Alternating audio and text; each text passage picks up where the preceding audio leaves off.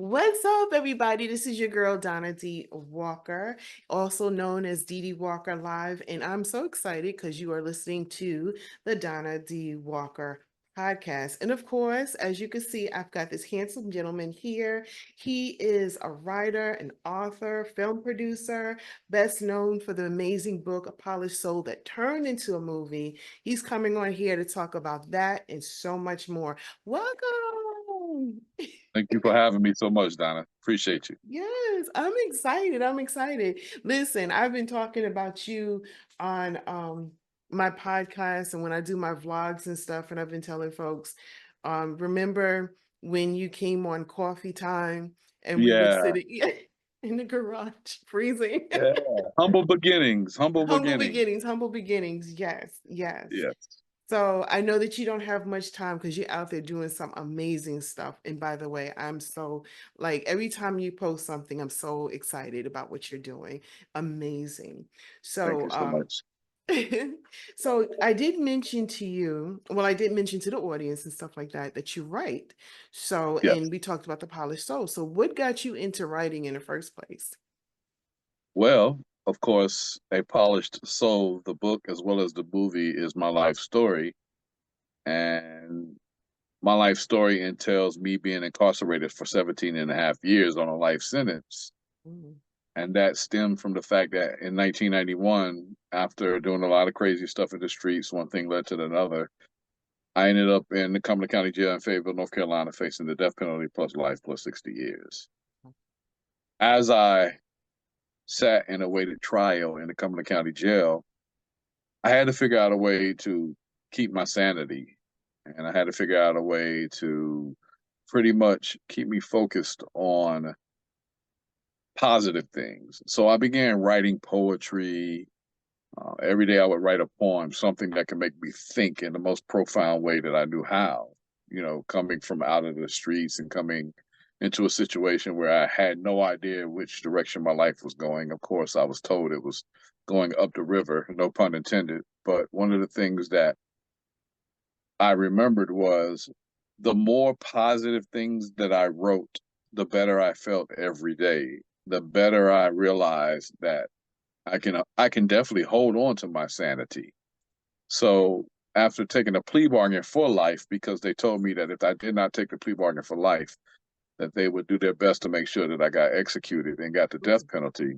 So I took the plea bargain for life, and when I went in, I kept writing, and I noticed that writing was something that would make me relax, whether it was a rap, a poem, or even a reflection mm, or a jotting down moments of introspection and reflecting off what it meant to me, what that thought meant to me, and reading it aloud to myself. Because when I first got to prison, they put me in isolation mm, because one of the guys that was involved with my shooting, one of the victims, so to speak, was actually incarcerated as well. So as I was in isolation, which was a hot cell with no sheets or nothing on a thin mattress with roaches and ants in a corner, I realized that this place was also going to be, occupied by other people in the future and probably have in the past. So, what was it that I can leave behind to be inspirational? And I wrote like a poem each day on a brick. Each brick was my writing slate for a poem. And so I would write that poem and make sure that it was positive. So if anybody came in there before they cleaned the walls off, um, it was evident that they didn't really clean the walls because there was so many different other situations that, showed that they didn't really clean the walls. But somebody could come in and read a positive affirmation or a positive poem mm. when they came into that situation, and it would inspire them to endure that struggle in the best way that they knew how, with their sanity and with the most positive mind frame. And so as time went on, while I was on the inside, I started elevating and evolving into a better writer because I applied for a business to get my business degree. So I was in college courses on the inside. And I had a writing teacher. I'll never forget him. His name was Mr. Stalls, and he taught us how to do expository writing and creative writing. And he said, well, I want you to expound on some of those things that you've been jotting down in the journals that we had you keep, and began writing essays. And then after that, I took it to another level, started writing scripts. I wrote a few plays on the inside that the administration allowed us to perform. So I Ooh. would pull together a team of inmates. We would perform the play, and I mean, got a standing ovation from the other inmates. Now, look, on the inside, prison inmates are the hardest crowd to please. Yeah, I couldn't hear. You don't understand what they gonna give it to you raw. I mean, even if there was any way Sandman was in there and you performing it and it ain't right, he gonna come get you. I promise you. Mhm. That's how honest prisoners are, in that moment, because we have nothing else to lose but to be honest. But always got a standing ovation, so it let me know that writing was a plus for me. So I stayed writing the whole 17 and a half years I was incarcerated. And when I came home, I decided to put some of that writing to the test. And as time went on, after publishing a few books that were poetry books and stuff, I decided to write my life story, to make it a book that somebody could read, to expose myself to the umpteenth degree if I was able to teach a lesson or save a life or wake a dead mind up or resurrect a mind, because I felt like writing was what resurrected me when I felt dead doing that life sentence. That's what caused me to start writing. Mm. Oh man, that's a very that's a deep story. It really is. It really is. And it's a beautiful thing that you actually put it in a book so other folks can read it too. And I think that's amazing. So that very same book that you wrote, A Polished Soul, you then Yes, turned it into a movie, I which did. I had the pleasure going to the premiere of the Yes. movie. So can you tell us a little bit about that? And you also had the pleasure of being in it Yes, yes, I was. I was in the audience. as a spectator during a court scene. Yes, the court You scene. That's right. Court Yes, scene. exactly. So I took and adapted it into a full-length feature film, a narrative film that would give the younger generation the visual. I realized that, hey, if I wanted to reach another crowd, the crowd that I felt like was the at-risk youth, those getting in trouble, I should do the visual, because sometimes our institutions and our school systems don't enforce reading and get these kids up to par with their reading skills. That is so true. And That is so true. yeah, and literacy is not one of the biggest plus things in the school system. So Hmm. I said, let's do the visual, because I realized, guess what? We're living in the times where the younger generation is what I call the YT generation, Generation YT, which is YouTube generation. They're Oh yeah. visual. Hmm. Yeah, they're visual. And so I said, let me make the movie and create an impactful message with the movie itself. So I wrote the script, shopped it around for a while. Couldn't get nobody to really pick it up because people wanted me to adapt the script to a certain agenda, so to speak. Hmm. And I wasn't for that, because I couldn't tell my story with falsehoods to promote an agenda to become popular and to become rich. So I kept it raw, and I Hmm. kept it, the script was according to the script of my life. Mm. So went Of in. course, you wanted to be told and reflect on what Exactly. happened to you, which I Yeah. understand. I truly understand. Didn't There was no room for embellishment to become the Hollywood guy, so to speak. I said, whatever the case may be, I can stay humble and still be a North Carolina guy, but tell the story and let the whole world see it. NC up in the house. Yeah, NC, North Carolina, Vietnam, Fayetteville, 2-6. Eh. So yeah, I then produced it, turned it into a movie. Got some great people from Hollywood. Hollywood is up in there, Of course, Yes. shout Yes. out to Oba Babatunde, Yes. I Hawthorne love James, him. I love, yes. and Shaw Jackson. Shaw Jackson, she's in it, and then of course I love her. Hmm. Bird from Judge Judy plays my father. Of course, Wow. yeah, and that's a great friend. All of those are great friends of mine, and they was willing to cut little old me a break in certain ways to make sure that this movie got made. And, you know, they brought a beautiful performance as well as all my North Carolina actors and actresses. Every Yes. last one of you all contributed to this film and made it what it was. And I was able Yes. to make it, I was able to shoot it, direct it, edit it, write it, uh, Wow, you did sound the it. whole thing. Yeah, man. I was makeshift Manny for a whole film, you know what I'm saying? So yeah, it was a lot of work, but it was worth it. hmm Which I noticed by you writing that book, I saw, you know, prior to that, when you wrote the book, I noticed a lot of people in Hollywood basically gravitated towards you. And I started seeing you with some pics and stuff like that, which is a beautiful Yeah. thing, which I noticed you then got into acting yourself. Can you tell us a little bit about that? Oh yeah, it was something, you know, when I wrote the plays on the inside, I wasn't just writing them, I was acting in them. So I realized I really loved acting. I think the first time that ever acted and realized that I loved acting was when I was in kindergarten and I played Rudolph the Red-Nosed Reindeer in a Christmas play. Yes, And I actually, Rudolph.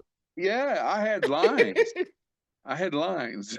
He said I had And lines. yeah, I had some lines. I had He was speaking role. I SAG had a up in the speaking day. role. You know what I'm saying? And so it was just like one of those things, man, that I I realized I was playing a character that I could relate to. Because what people don't realize is Rudolph was a misfit, but he served the greatest purpose Mhm, on one of the stormiest nights for Saint Nick mhm. to be able to deliver those gifts. Yeah, without And his red nose, we wouldn't be exactly. getting our gifts. I'll be very upset. Shoot, I know Yeah, my man, I kids know, would. right? I know. Yeah. Even though I got G.I. Joe and no arms, you know. Um, no, but seriously, I thought about that and I said, well, you know, how can I take my misfit life and serve a purpose? Mhm, And so I started acting and caught the bug again when I got out of prison. And one of the first projects I ended up on was Vice Principals as an extra on HBO. oh, And wow. yeah, for a few episodes. And then Mhm, after that, one thing led to another. I started getting some TV One roles uh, mhm, on like drama reinterpretations of like the crime shows and stuff, the mhm, prime time crime shows that was coming on, mhm. and then started getting into some more projects. One thing led to another, and here I am years later with one of my first major lead roles in a movie that came out last year entitled Shark Water. Fanning, I cannot leave you under. No!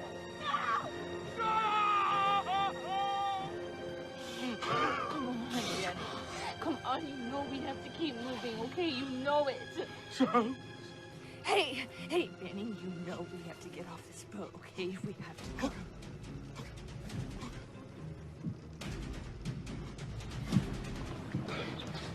Yes, I saw it. It was good. It was good. You appreciate you, did an appreciate you. awesome job in that. I had my Thank you. popcorn and everything. I was like, woo! Yeah, and so I I'll mean, never the get in the water audition. again. Hey, you know what's so crazy? We was on the water for like 10 days in a boat filming that I in was gonna Tampa. ask you that. Yeah, Wow. down in Tampa, Florida. And Mm. the crazy thing about it is, Are you like a boat person in general? Have oh you? yeah, I'm a boat, Oh, jet ski, paraglide, all okay. that. So that it I came love it. natural for you. Okay. Yeah, Okay. it I was was it was a wondering about beautiful. that. Man, I didn't even want to stop filming the movie. I was like, man, can we make part two out here right now? You know what Mm. I'm saying? Is there And part it two was, coming? I don't Mm. know. Mm. Mm. Anyway, no, but seriously, and that, you know, and that's what acting. I found out I was good at it when I told this story the other day, actually last night, to a bunch of kids. I was talking about when I was in prison. I never wanted to wake up mad and angry. I always wanted to wake up joyful. And the only way that I can do that and let everybody else experience it with me, I would wake up and I would make sure that the vibe was right. And I would just start imitating one of the correctional officers and everybody would start laughing if they figured out who it was, and they'd be like, "Yo, that's Officer such and such, Mike, you crazy," you know. And so I realized, yo, I can do this acting thing, man. And some of the things that I've been involved with have allowed me to use my life experiences to use them as my tools and use them as what we call, substitution Mhm. as an actor. Substitution is one of the things that you use if you didn't experience exactly what it was that this character experienced, but you can go in and find something that's remotely close to it and Mhm. pull it out and portray the emotion that you're supposed to during that one particular read in that scene. Wow. Wow, that's amazing. That's amazing. So you wrote a book, you've been acting. Is there anything else in the cards for you? Yeah, I'm actually getting ready to go back in the theater with my one-man play version of A Polished Soul. Oh, wow. And so once I'm finished up with that, I'm gonna mount the actual play and then I'm gonna tour with it, and it's gonna be in some, nice areas, and there's some great partnerships on the horizon with some very well-known people that, I just want to tell everybody, be ready for that, look for that, because that's going to open up a lot of doors in North Carolina. And we're bringing something to the table that's a little bit different than what North Mhm. Carolina is used to. And it's gonna create a platform and an opportunity, man, for those that I've been watching from afar or up close and personal, that I feel also deserve a certain placement in what we call the film industry, so to speak. Mm, amazing, amazing. I'm looking forward to that. Sounds exciting. So, throughout this whole interview, you basically, I feel like the advice was pouring out of you, but I like to ask the question anyway. Like, what any additional advice can you give somebody that could have possibly been in your situation and they've come out of, prison or what have their situation is, and what advice can you give them? The advice that I would give anybody coming out of that situation is actually never second guess yourself or your significant purpose. Never second guess yourself or your significant purpose. Oh, I And like that. that being said, because your significant purpose was given to you by the creator or whatever you will, for the simple fact that you are designed to serve a significant purpose. And if Mm. you second guess it, then you will fail at serving that significant purpose. But your Oh, significant wow. purpose will take you on your Wow. journey and allow you to achieve the success that's necessary and that comes with the reward of your Mhm. significant purpose. Wow, that's powerful. I like that. I really do. I really do. So, can you tell folks, because I know you got to go, can you tell folks how they can reach out to you, get in touch with you, your social media and all that jazz? I have one social media that I really deal with right now, and that's Instagram. You can follow me at Movie Man Mike, MovieManMike, Movie Man Mike. And go to Oh, wow. Tubi, man, and check out A Polished Soul. You can watch it for free 99 on Tubi. Yes, free 99. Yo, I'm up in there. Yes, yes, definitely. You and Yes, moms. and my son. Oh My yeah, that's right. my Exactly, son is in exactly. there too. So yeah, Yeah, he just got married and we were showing his wife and she's like, "Oh my God, I yeah, he's married a a movie star. star." Oh my gosh. I want to thank you so much for coming on the Thank you. show. You Thank you for are having me. a beautiful soul inside and out. I watch you, I follow you, and I see your movements. I see your movements. And there's this one thing you say, when is it God's out of the box? God Out the Box is awesome. I'm gonna leave it off on that. Listen, guys, thank you so much for tuning into the Donna D. Walker podcast. You can check it out on Facebook. You can check it out on YouTube. And please check it out. Please share it. And one more thing before I go, and I gotta say this to you and to all the people that have been watching. I love you, man. I love you too. Peace.